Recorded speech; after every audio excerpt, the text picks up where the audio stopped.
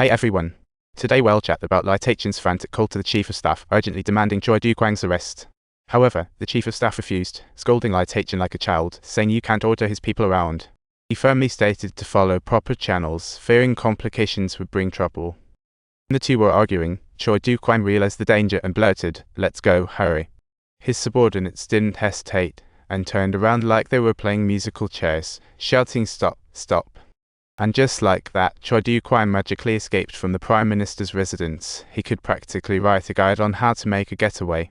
Hearing the news, Taichen wanted to blame the Chief of Staff for letting him get away, but he ended up getting questioned instead.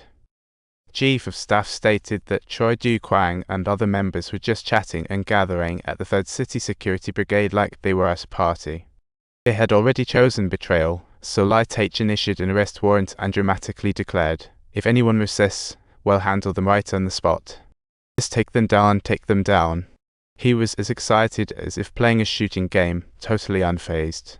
Soon after, as the 3rd City Security Brigade showed no response, the Chief of Staff couldn't bear the pressure and labeled the incident as a military coup led by the security. At 8:20 p.m., the first alarm order was issued as if time itself was dragging. This meant all members of the new society in the 3rd City Security Brigade instantly became rebels, and everyone was as flustered as ants on a hive. They never expected it to escalate this far, and some began blaming Choi Douguang for not having the arrest warrants ready. What should we do next? They were like trapped animals in a maze, desperately looking for an escape route. So you really don't want to do this? If we lose, we lose. If we win, then we're the big winners. Choi Douguang told everyone it's time to choose, surrender and get caught, or fight with him to the end, and see who laughs and who says they will definitely fail. No way, how would they know if they don't try? Taichen suddenly called the 3rd City Security Brigade, voice like a roller coaster. "Send Commander Jiang Hainan back to Hannam Palace now. Otherwise, he'll drive a tank over and pulverize you all."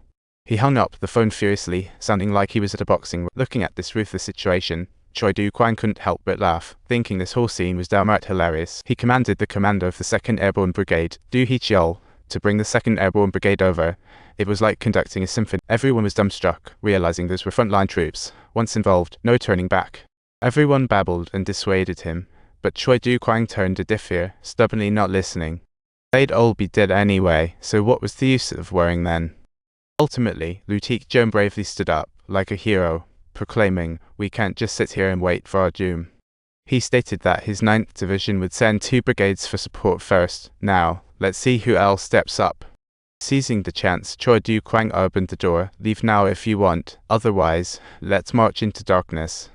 "Captain, what should we do?" The crowd, pumped up like they were on an adrenaline high, shouted in unison, filled with excitement. After consensus, Choi Douguang tasked Lieutenant Joan with the battle plan, while he led his team back to the Prime Minister's residence to obtain the President's signature. The 9th Division then received Lieutenant Joan's order. Regardless of the situation, 2 brigades must advance to Seoul. The commander of the 2nd Airborne Brigade, Du Hichiol, also issued an order to quickly arm all the trainees. They set off towards the B2 command post, and the volunteers wanted to hop on this adventure too.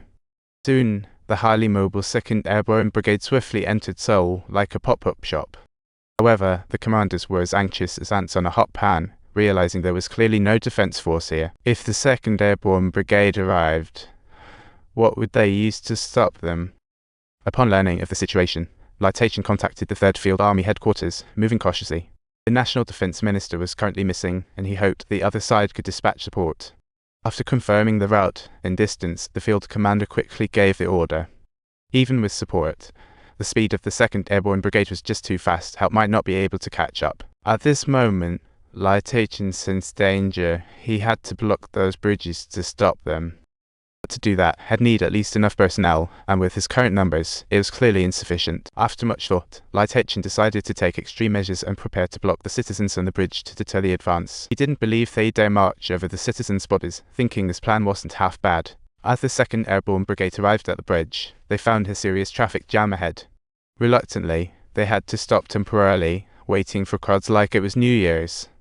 After Lieutenant Joan got the news, he was furious and made a call filled with discontent. What with all these traffic lights? After checking the map, he discovered to his surprise that all the nearby bridges were under the tight control of the security service, instantly sensing the dire situation. Lieutenant Joan chose a distant bridge outside jurisdiction, instructing the 2nd Airborne Brigade to accelerate. Meanwhile, Taichen contacted the 30th City Brigade commander for assistance at the bridge, unsure of the situation.